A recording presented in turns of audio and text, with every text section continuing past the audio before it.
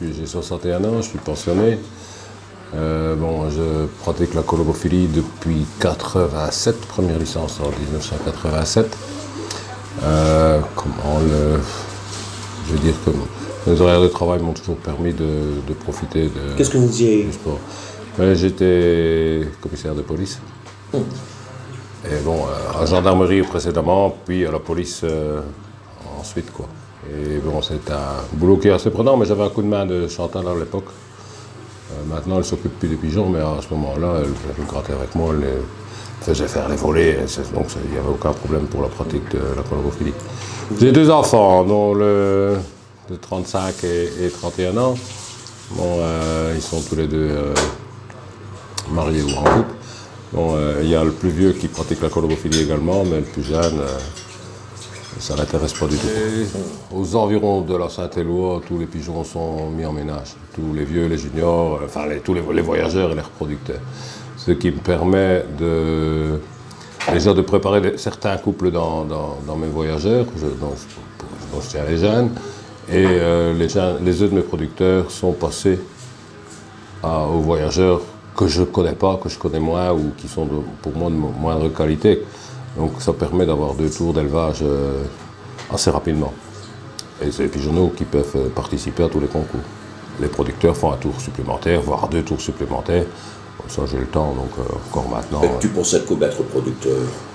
J'ai 18 couples de producteurs et 44 veufs et quelques tardifs. Le producteur se sélectionnait soit en fonction des origines, soit avec le poignet, quoi. Donc tous les meilleurs pigeons finissent dans la volière de production. C'est une des clés, peut-être une des clés du succès, peut-être pas une des clés du succès, mais on a quand même beaucoup plus de chance en élevant avec des bons pigeons qu'en élevant avec des pigeons qu'on ne connaît pas, quoi. Donc on ne connaît pas les performances. Mes voyageurs vont être racouplés aux environs du 20 mars. Ils sont mis en ménage 4 ou 5 jours.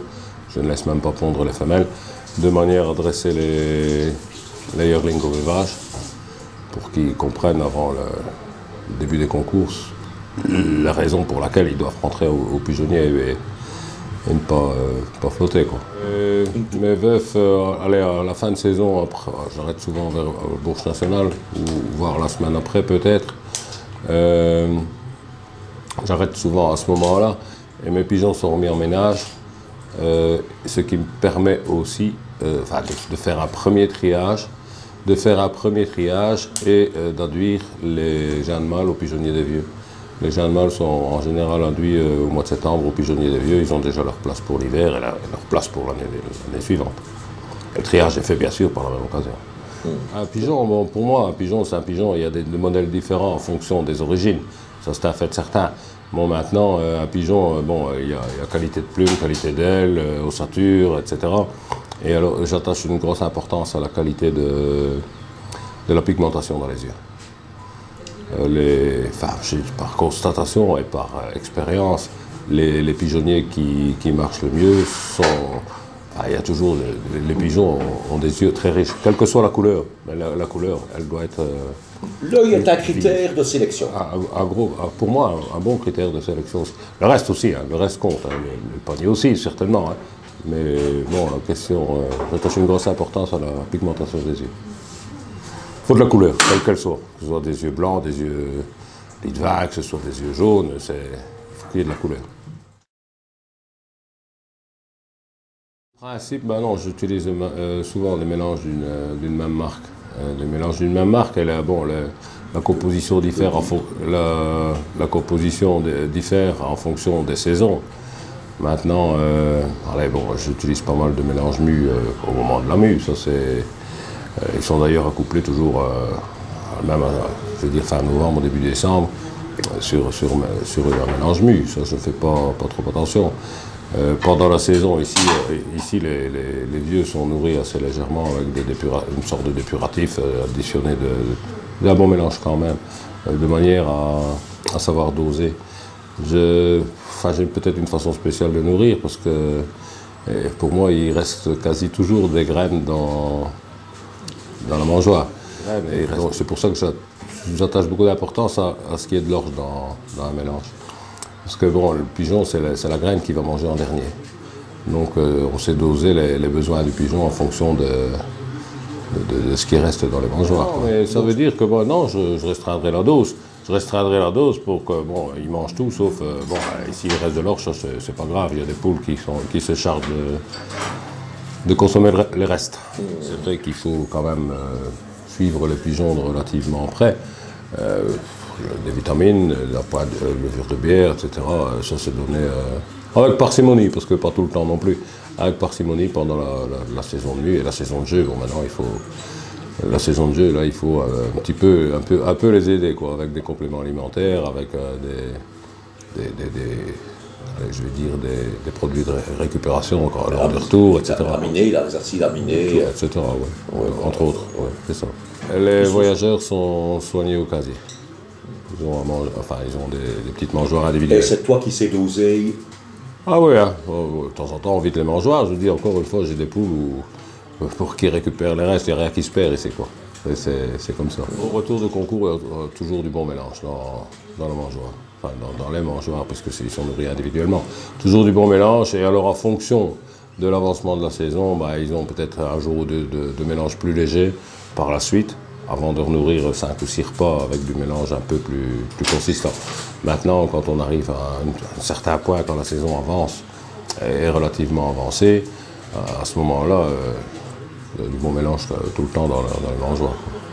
Il faut quand même qu'ils sachent récupérer et qu'ils aient à disposition tout ce qu'ils désirent, tout ce qu'ils ont besoin. De graines de dessert, sans doute. Les graines de dessert, ça c'est une fois par jour. Ça c'est pour un petit peu améliorer la rentrée, pour un pigeon, comme on dit toujours, un pigeon n'est pas con.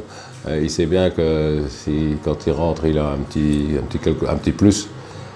Bon, il y en a qui donnent des cacahuètes, il y en a qui donnent un peu de dessert.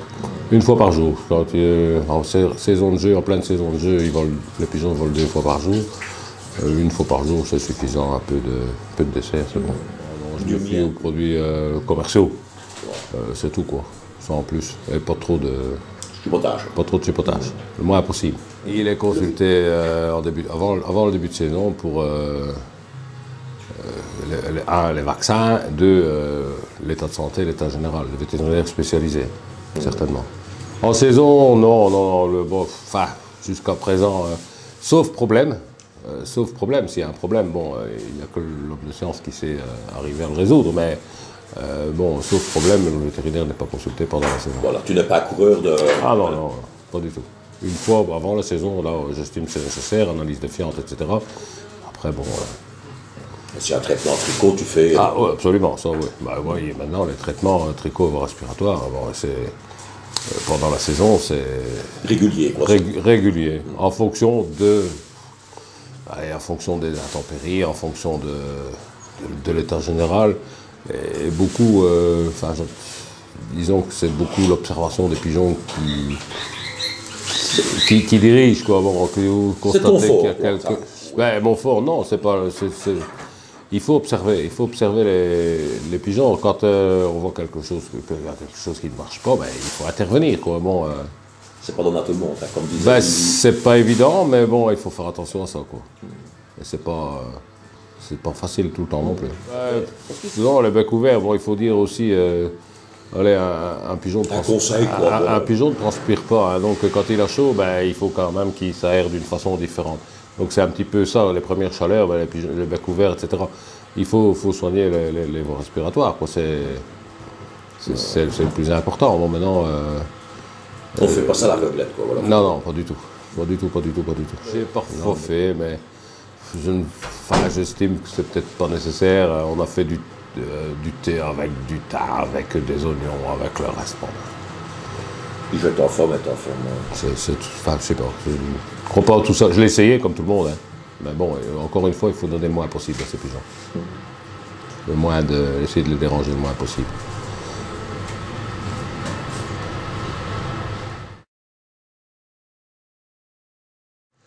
Les jeunes, d'abord il faut les dégrossir, essayer d'en perdre le moins possible. Il faut voir, pas joueur, on a le temps, je ne vais pas dire vraiment, mais il ne faut pas être trop pressé non plus. Hein. Il faut essayer de les mettre dans de bonnes conditions. Bon, il faut la chance de savoir les tenir, ça c'est une chose. L'an dernier, j'ai eu une triste expérience. J'ai entraîné 83 jeunes à 6 km d'ici, faire 2 heures après-midi, par très beau temps. Le soir, il y en avait 13 de rentrée.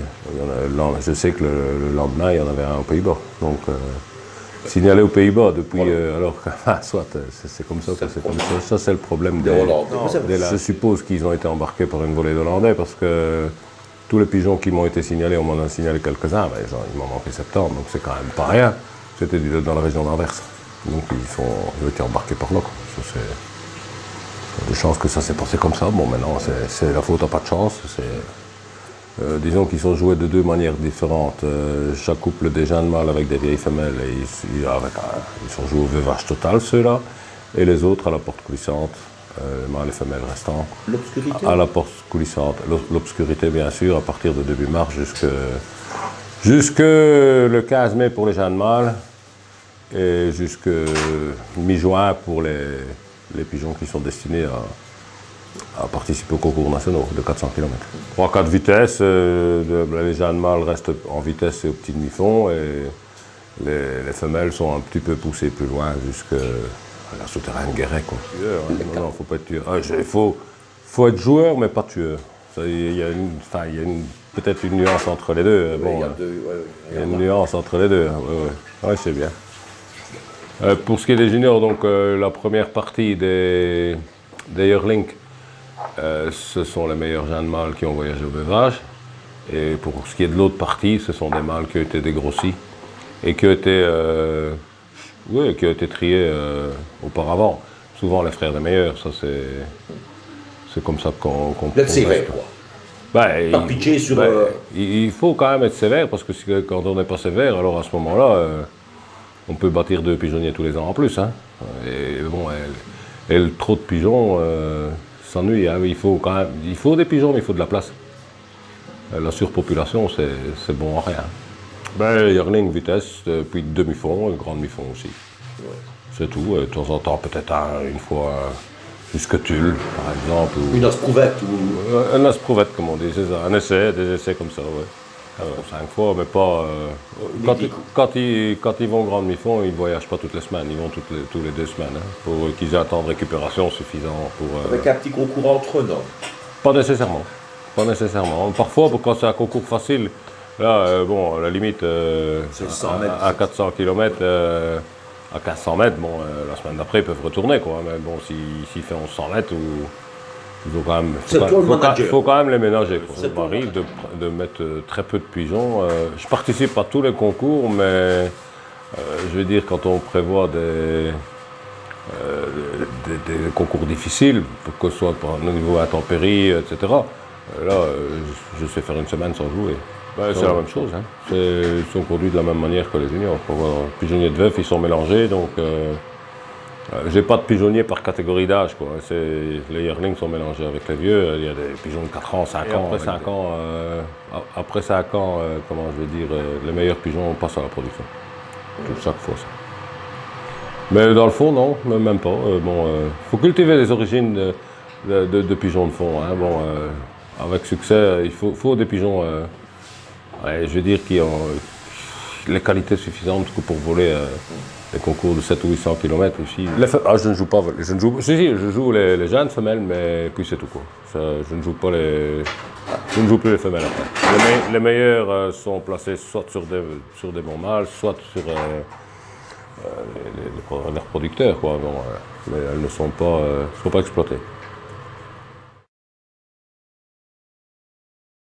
Des bons moments, quand on constate bien, c'est toujours des bons moments. C'est se retrouver ensemble après un concours, etc. Ça, c'est des bons moments. Oui, mais c'est un monde assez ingrat, les colombophiles. Il y a beaucoup de critiques. J'essaie de choisir mes amis. Ça a changé depuis une dizaine d'années. J'essaie de choisir mes amis dans ceux qui critiquent le moins possible, parce que ça ne sert à rien de trouver une réelle excuse pour suite à des mauvaises constatations, soit le vent, soit le temps, soit le lâcher, soit...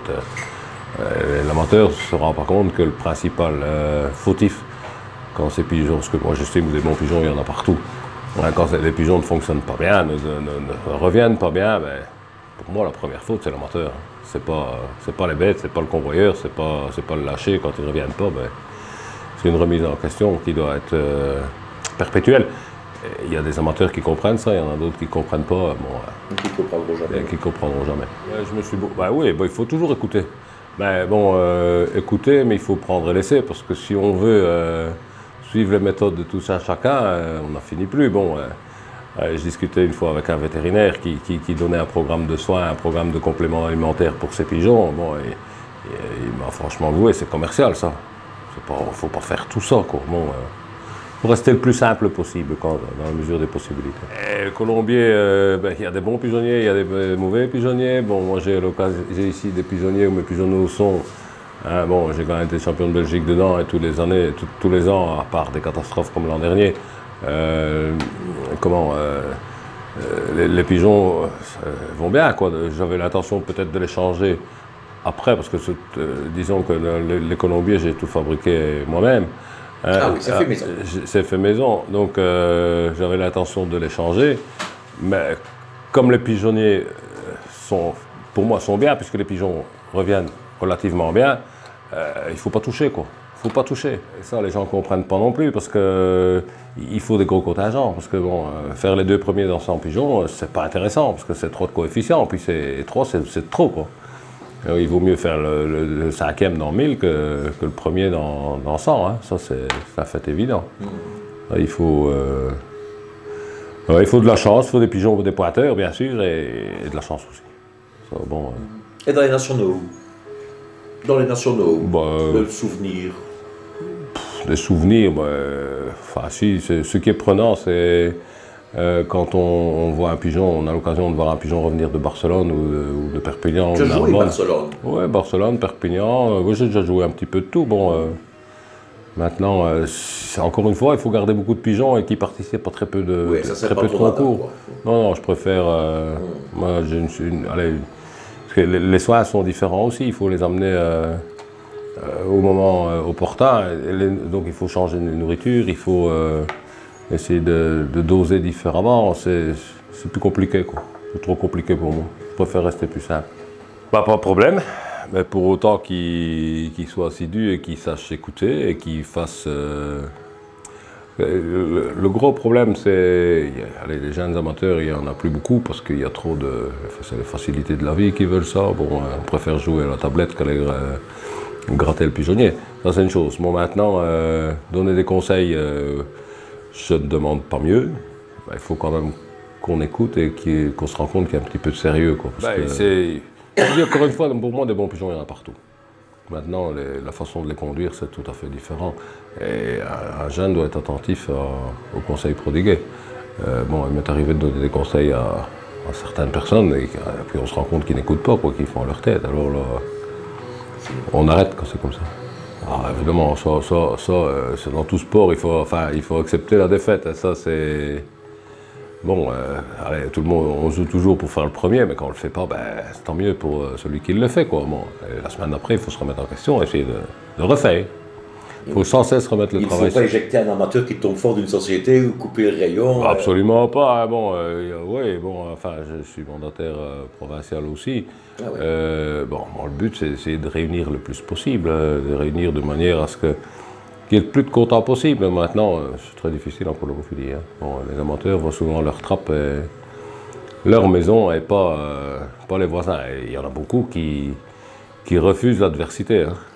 Et pourtant, c'est en acceptant les défis et avec des colonies qui marchent très fort qu'on juge mieux ces pigeons. Hein. Qu'on a l'occasion de mieux d'affiner les qualités de son pigeonnier. Je parle de pigeonnier, je parle des pigeons en général. Bon, jouer où il n'y a pas de... où il n'y a pas d'adversité, moi je trouve que c'est pas intéressant, parce qu'à la limite on garde n'importe quoi. Ici, quand on joue avec des grosses colonies, ici il y en a pas mal dans le coin qui tournent assez fort, bon, ça permet de juger les siens avec les autres, parmi les autres. En 94, il y avait 6 concours vitesse et demi-fond pigeonneau. J'étais champion de Belgique en 94. Et il y a en 2013, donc 2 saisons passées, champion de Belgique avec le Yearling en demi-fond. Avec 5 concours, les 2 premiers marqués et le coefficient le plus bas possible.